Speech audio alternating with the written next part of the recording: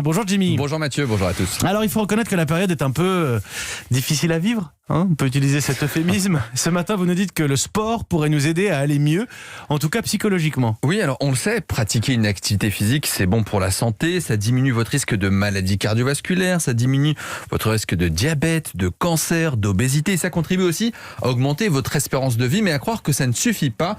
On a l'impression que les bénéfices du sport sont très lointains, mais il y en a peut-être un qui peut marcher tout de suite, c'est sur notre santé mentale.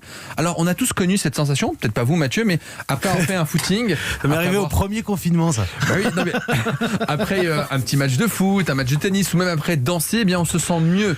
On a l'adrénaline qui monte et qui redescend, on se sent détendu. Mais est-ce que le sport pourrait être considéré comme un traitement au même titre que des antidépresseurs ? Eh bien la réponse serait plutôt oui.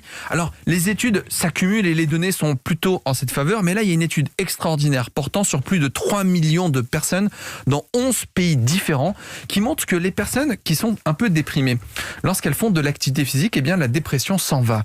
Et puis, si jamais on fait du sport, on limite le risque de dépression. Ça veut dire que le sport, c'est probablement le meilleur anxiolytique et le meilleur antidépresseur qui existe. Est-ce qu'on sait, Jimmy, comment le sport peut agir sur notre cerveau ? Alors, tout ce qu'on sait, c'est que, dans un premier temps, si l'activité physique peut traiter une dépression, à l'inverse, la sédentarité peut déclencher une dépression.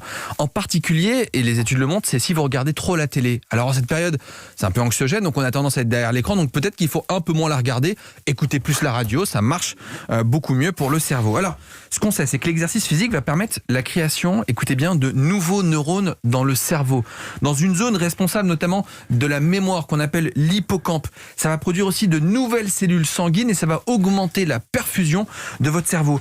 On sait que par la suite, ça va augmenter la durée de vie de vos neurones. L'activité physique aussi, va endormir une zone responsable des mémoires douloureuses.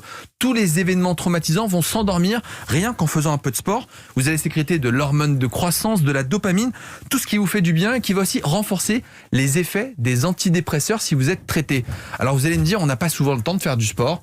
Je vous rappelle qu'une journée, c'est 1440 minutes et que 30 minutes par jour sont largement suffisants pour aller mieux. Donc faites un peu de sport et qu'on arrête de se trouver des excuses, c'est surtout ça. Combien de secondes qu'on arrête de se trouver des excuses. Ça, c'était pour moi. Merci Jimmy Mohamed, il est 8h40 sur Europe 1.